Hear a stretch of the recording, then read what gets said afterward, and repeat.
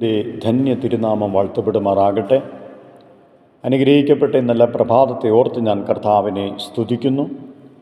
എൻ്റെ ശബ്ദത്തെ ശ്രവിച്ചുകൊണ്ട് വിവിധ മേഖലകളിൽ ആയിരിക്കുന്ന എല്ലാ ദൈവമക്കളെയും അനശ്വരനായ ദൈവത്തിൻ്റെ അതുല്യമായ നാമത്തിൽ എൻ്റെ സ്നേഹവന്ദനങ്ങളെ അറിയിക്കുന്നു. കഴിഞ്ഞ നാളുകളിൽ ദൈവം എന്നോട് ഇടപെട്ട ഒരു വിഷയത്തെ ആസ്പദമാക്കി ദൈവവചനത്തിൻ്റെ വെളിച്ചത്തിൽ ചില കാര്യങ്ങൾ പങ്കുവച്ച് എൻ്റെ വാക്കുകളെ പ്രാർത്ഥനയോടുകൂടെ ചുരുക്കുവാൻ ഞാൻ ആഗ്രഹിക്കുന്നു. എൻ്റെ വിഷയം എന്തല്ല ഉപവാസം, എന്താണ് ദൈവത്തിന് ഇഷ്ടമുള്ള ഉപവാസം, ഏതാണ് ദൈവത്തിന് ഇഷ്ടമുള്ള ഉപവാസം. ഈ വിഷയം നാം ചിന്തിക്കുമ്പോൾ ഇപ്പോഴുള്ള തലമുറയ്ക്കും വരുവാനുള്ള തലമുറകൾക്കും വളരെ വളരെ അനുഗ്രഹമായി തീരും എന്ന് ഞാൻ ക്രിസ്തുയേശുവിൽ വിശ്വസിക്കുന്നു. വചനം പറയുന്നു, സത്യം നിങ്ങൾ അറിയുമ്പോൾ സത്യം നിങ്ങളെ സ്വതന്ത്രന്മാരാക്കും. മറ്റൊരു വാക്യവും അതിന് ഉതകുന്നു. തിരുവെഴുത്തുകളെയും ദൈവശക്തിയെയും അറിയാത്തത് കൊണ്ടാണ് പലതിലും തെറ്റിപ്പോകുന്നു എന്ന് ദൈവവചനം അവിടെ വ്യക്തമായിട്ട് മനസ്സിലാക്കി തരുന്നുണ്ട്. എന്തല്ല ഉപവാസം, ഏതാണ് ദൈവത്തിന് ഇഷ്ടമുള്ള ഉപവാസം. യെശയ്യാപ്രവാചകൻ്റെ പുസ്തകം 58-ാം അധ്യായം അതിൻ്റെ 6-7 വാക്യങ്ങൾ നാം വായിക്കുമ്പോൾ ദൈവത്തിന് ഇഷ്ടമുള്ള ഉപവാസത്തിൻ്റെ ഒരു പട്ടിക നമുക്കവിടെ കാണുവാൻ വേണ്ടി സാധിക്കുന്നു. ഉപവാസത്തിന് ക്രിസ്തീയ ജീവിതത്തിൽ വളരെ വളരെ പ്രാധാന്യം ഉണ്ട്. പുതിയ നിയമത്തിൽ കർത്താവായ യേശുക്രിസ്തു ഉപവാസം എന്ന വിഷയത്തെ ചൂണ്ടിക്കാണിക്കുമ്പോൾ ചില പ്രാഥമിക കാര്യങ്ങൾ അവിടെ എടുത്തു പറയുന്നുണ്ട്. മത്തായി സുവിശേഷം 6-ാം അധ്യായം അതിൻ്റെ 16, 17, 18 വാക്യങ്ങൾ നാം ശ്രദ്ധിച്ച് വായിക്കുമ്പോൾ, ഉപവസിക്കുമ്പോൾ നിങ്ങൾ കപടഭക്തിക്കാരെ പോലെ വാടിയ മുഖം കാണിക്കരുത്. അവർ ഉപവസിക്കുന്നത് മനുഷ്യർക്ക് വിളങ്ങേണ്ടതിന് മുഖം വിരൂപമാക്കുന്നു. അവർക്ക് പ്രതിഫലം കിട്ടിപ്പോയി എന്ന് ഞാൻ സത്യമായിട്ട് നിങ്ങളോട് പറയുന്നു. നീയോ ഉപവസിക്കുമ്പോൾ നിൻ്റെ ഉപവാസം മനുഷ്യർക്കല്ല, രഹസ്യത്തിലുള്ള നിൻ്റെ പിതാവിന് വിളങ്ങേണ്ടതിന് തലയിൽ എണ്ണ തേച്ച് മുഖം കഴുകുക. രഹസ്യത്തിൽ കാണുന്ന നിൻ്റെ പിതാവ് നിനക്ക് പ്രതിഫലം നൽകും. അപ്പോൾ ഈ വാക്യത്തിലൂടെ ചില ശ്രദ്ധേയമായിട്ടുള്ള കാര്യങ്ങൾ അവിടെ കർത്താവായ യേശുക്രിസ്തു ചൂണ്ടിക്കാണിക്കുകയാണ്. ഉപവസിക്കുമ്പോൾ തലയിൽ എണ്ണ തേക്കണം, മുഖം കഴുകണം. ഉപവാസം അത് രഹസ്യത്തിൽ കാണുന്ന പിതാവിനോട് ആയിരിക്കുമ്പോൾ രഹസ്യത്തിൽ കാണുന്ന പിതാവ് നിങ്ങൾക്ക് പ്രതിഫലം നൽകും. അവിടെ വേറൊരു കാര്യം എടുത്തു പറയുകയാണ്, ഉപവസിക്കുമ്പോൾ അത് മനുഷ്യർക്കല്ല. പഴയ നിയമത്തിൽ പല വിധത്തിലുള്ള ഉപവാസങ്ങൾ നമുക്ക് കാണുവാൻ സാധിക്കും. നിർദ്ദിഷ്ട ദിവസങ്ങൾ പറഞ്ഞുകൊണ്ട് ഉപവസിക്കുന്നതും നമുക്ക് കാണുവാൻ സാധിക്കുന്നു. മോശ 40 രാവും 40 പകലും ദൈവസന്നിധാനത്തിലായിരുന്നു. അതുപോലെ തന്നെ ദാനിയേൽ പ്രാർത്ഥനയിൽ തുടങ്ങി അത് 21 ദിവസത്തെ ഉപവാസത്തിൽ അവസാനിക്കുന്നതായിട്ട് നമുക്ക് കാണുവാൻ വേണ്ടി സാധിക്കുന്നു. എസ്തേർ തൻ്റെ ജനത്തിൻ്റെ, യഹൂദന്മാരുടെ വിടുതലിന് വേണ്ടി ദൈവത്തോട് ഉപവസിച്ച് പ്രാർത്ഥിക്കുന്നതായി നമുക്ക് കാണുവാൻ സാധിക്കുന്നു.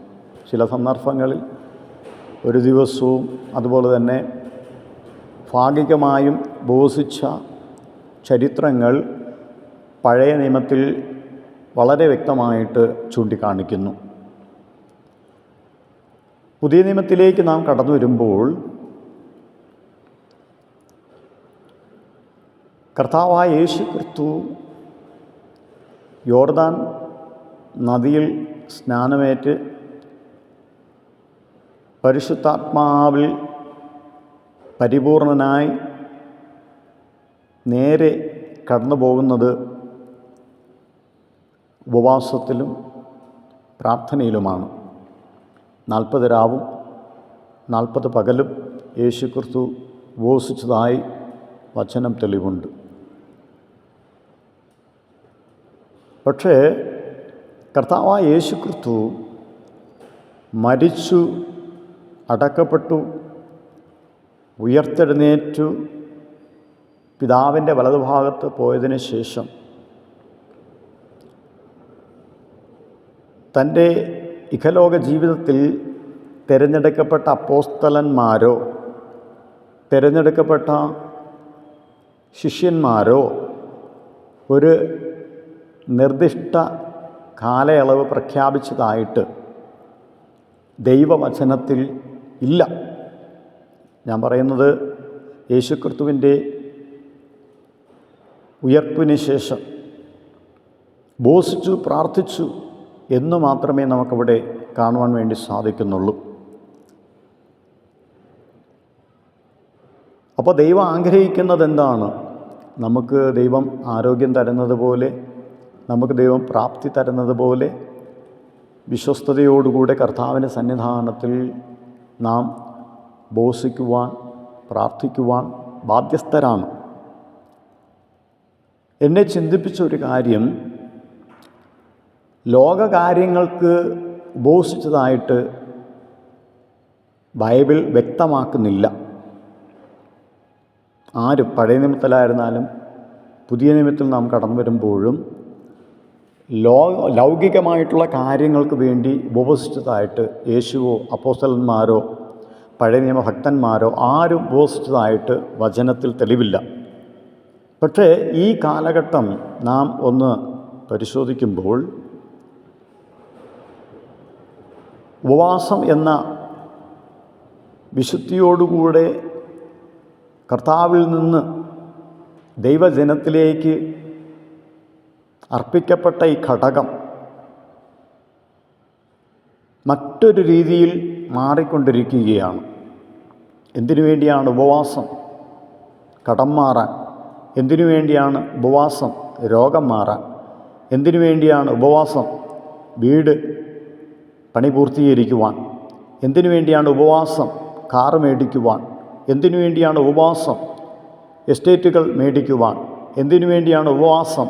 ജോലി കിട്ടുവാൻ. എന്തിനു വേണ്ടിയാണ് ഉപവാസം? ഇങ്ങനെ തെറ്റിദ്ധാരണകളിലൂടെ കടന്നുപോയിക്കൊണ്ടിരിക്കുകയാണ്.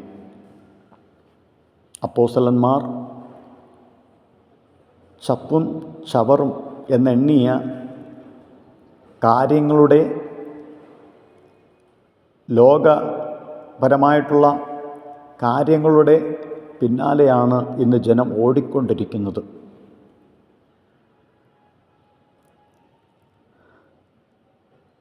കർത്താവ് തന്നെ ഈ കാര്യം കണ്ട് വളരെ വളരെ ദുഃഖിക്കുന്നുണ്ടായിരിക്കാം. ആരെങ്കിലും രോഗിയായി കിടക്കുന്നുവെങ്കിൽ അവരുടെ ഭവനത്തിൽ പോയിട്ട് പറയുന്നത് എന്താണ്? നിങ്ങളുടെ ഭവനത്തിൽ വലിയൊരു കെട്ടുണ്ട്, അതാണ് ഇതാണെന്ന് പറഞ്ഞ് അവരുടെ ഹൃദയങ്ങളെ മറ്റൊരു തലത്തിലേക്ക് കൊണ്ടുപോയി തെറ്റായ ഒരു കാര്യത്തിൽ അവരുടെ ഹൃദയത്തെ ഉറപ്പിക്കുകയാണ്.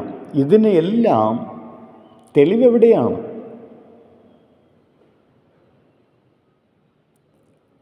അപ്പോസ്തലന്മാരുടെ കാലഘട്ടത്തിലും യേശുവിൻ്റെ കാലഘട്ടത്തിലും ഒരുപാട് രോഗികൾ സൗഖ്യമായി എന്ന് നാം കാണുന്നു. പക്ഷേ അവിടെ ഇരുന്ന് ഉപവസിച്ചിട്ടല്ല, അവിടെ ഉപവസിച്ചതായിട്ട് കാണുന്നില്ല.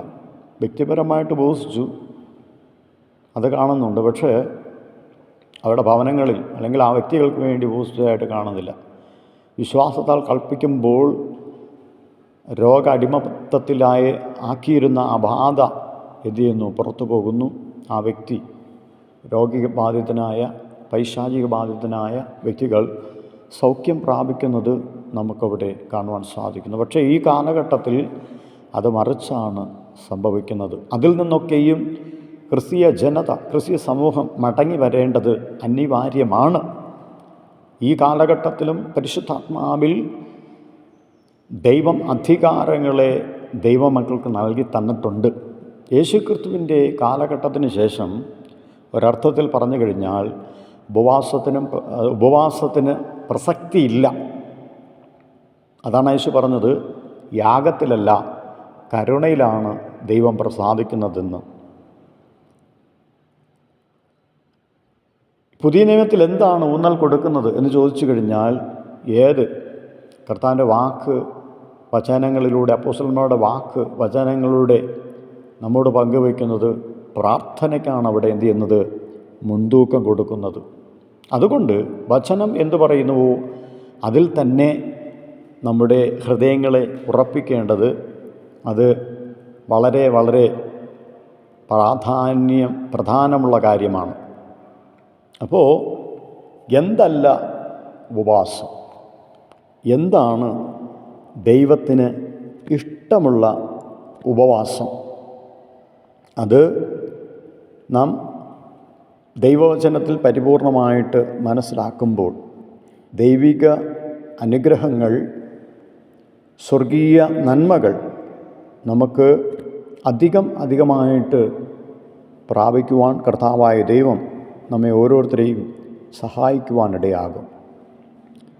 യെശയ്യാവ് 58 അധ്യായം അതിൻ്റെ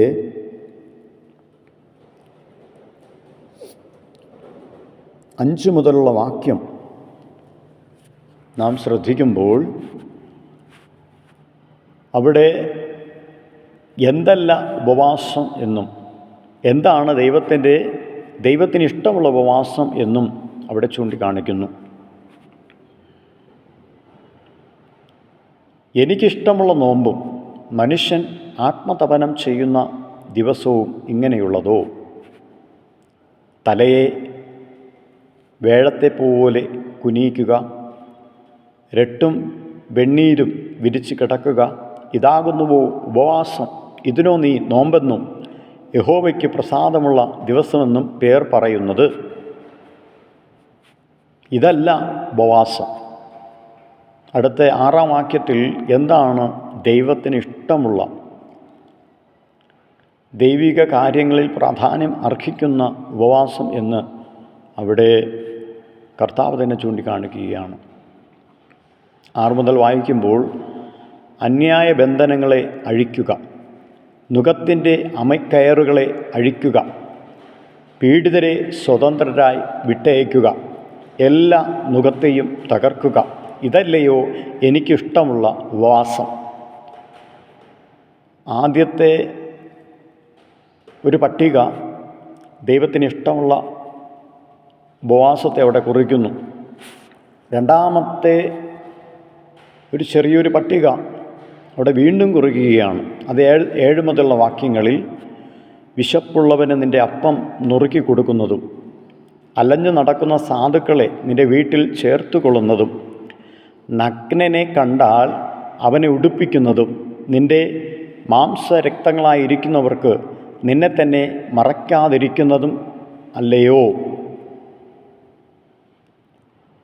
ഇന്ന് ദൈവത്തിന് ഇഷ്ടമില്ലാത്ത കാര്യങ്ങൾ ചെയ്തുകൊണ്ട് ദൈവത്തിന് ഇഷ്ടമുള്ള കാര്യങ്ങളെ ഒതുക്കുന്ന ഒരു കാലഘട്ടം. എന്താണ് ദൈവം പ്രസാദിക്കുന്ന ഉപവാസം? തലയെ വേഴത്തെ പോലെ കുനിയിക്കുക, രട്ടും വെണ്ണീരും വെടിച്ച് കിടക്കുക, ഇതിനൊക്കെയാണ് എന്ത് ചെയ്യുന്നത്? പ്രാധാന്യം കൊടുക്കുന്നത്. ഭക്ഷണവും വെള്ളവുമില്ലാതെ നാളുകൾ ഉപവസിക്കുക, പ്രാർത്ഥിക്കുക.